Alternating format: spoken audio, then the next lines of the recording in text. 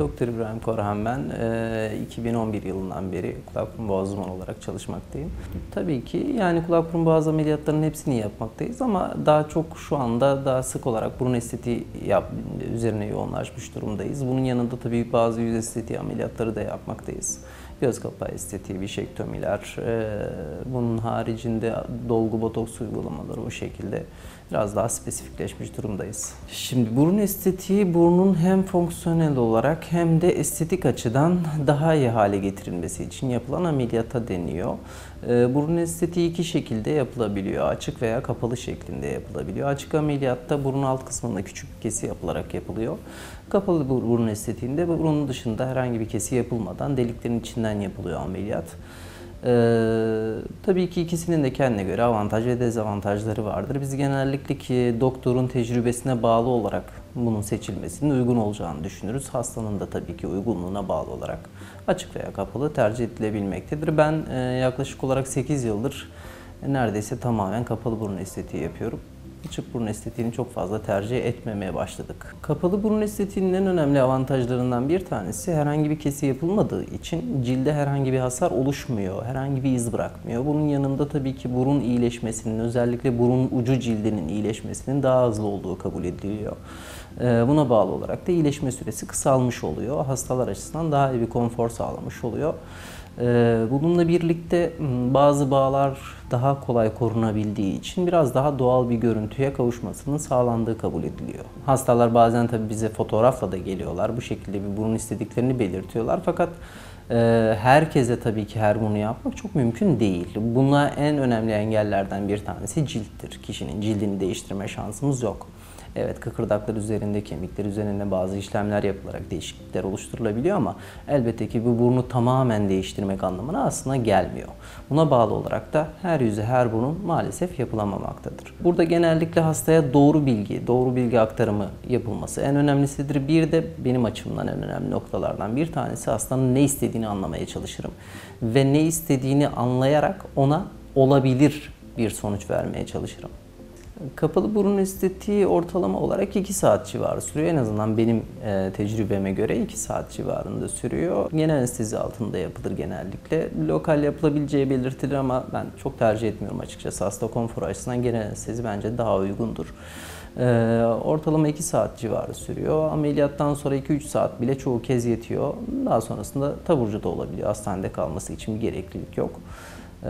Onun haricinde 3 saatlik yolculuklara kadar da yapılabiliyor aynı gün içerisinde. Daha uzun yolculuk yapılacaksa genellikle en azından bir gece tutmayı tercih ediyoruz. Silikonlarımız oluyor tabii ki burun içinde ameliyat sonrasında. Çünkü burun her ne kadar dışa şişebiliyorsa dışarıya biz bantlar ve atel koyuyoruz şişmesini engellemek için. İçine de içeriye şişmesini engellemek için silikonlar koyuyoruz. 3 gün sonra, 4 gün sonra bunları çıkartıyoruz.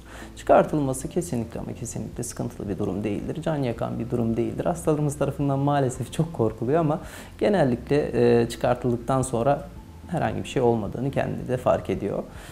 8. 9. gün civarı tabii ateller ve bantlar çıkartılıyor.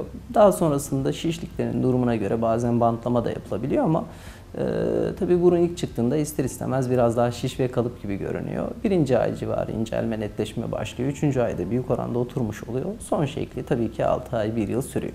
Başarı faktörlerini etkileyen birçok şey var. Bunlardan en önemlisi tabii ki cerrahın tecrübesi. Bu %45 kadar bir etkili olduğu kabul edilir. Bir de ameliyat esnasında ve sonrasında gösterilen özen, onun da %45 kadar etkili olduğu söylenir. Bu %90 zaten. Geri kalan %10'u aslında belli oranlarda şans olduğu kabul edilir. İşte bu şansı etkileyen birçok faktör var. Kişinin yaşı, cilt yapısı, cildine yaptığı bakımlar, burnuna yaptığı bakımlar, sonrasındaki hareket düzeyi, hapşırma düzeyi birçok şey etkili olabilmektedir.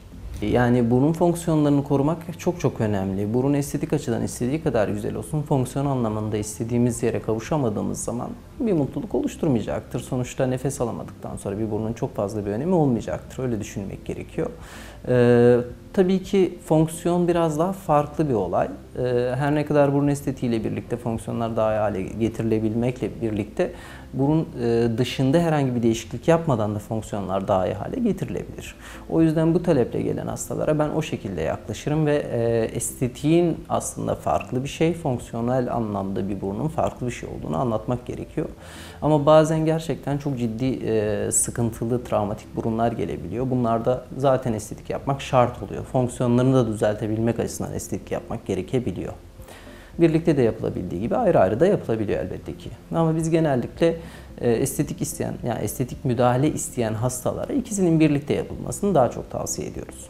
Şimdi tekrar ameliyatları ya da bizim dilimizle revizyon ameliyatlarında genellikle yani ben kendi tecrübeme dayanarak 1 yıl beklenmesini tavsiye ediyorum. 6. aydan sonra yapan arkadaşlarım da var ama ben genellikle 1 yıl beklenmesini tavsiye ediyorum. Daha doğru olduğunu düşünüyorum. Ciltteki iyileşmenin tamamlanması açısından.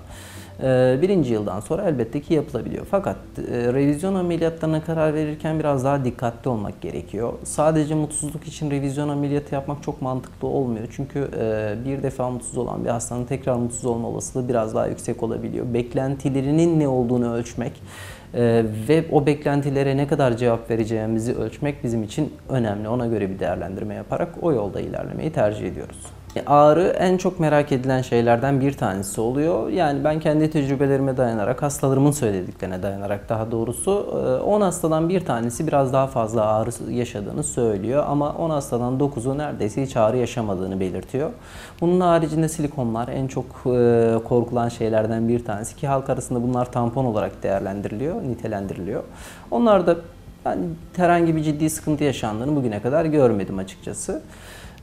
Onun haricinde en çok sorulan sorulardan bir tanesi şişlik ve morluklar. Morluk kişiden kişiye çok değişiyor. %50 hastada hiçbir morluk olmuyor. %40'ında belli oranlarda olabiliyor. %10'unda biraz daha fazla ortaya çıkabiliyor. Bu tamamen cilt altına ne kadar kanama olduğuyla ilişkili bir şey.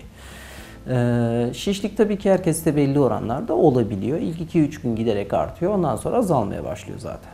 3000'in üzerinde burun estetiği yapmış biri olarak söylüyorum. Öncelikli olarak şuna net olarak karar vermiş olması gerekiyor. Ben gerçekten burnumda veya yüzümde bir değişime hazır mıyım, değil miyim? Bu değişimi nasıl istiyorum? Net olması gerekiyor. Ben her zaman şöyle söylüyorum hastalarıma. Ben yapıyorum zaten. Ben yapacağım için her türlü benim tecrübeme bağlı bir ameliyat bu. Ama sonuçta ben karşımdakinin ne istediğini anlayabilirsem ona yakın bir burun yapma şansım artar.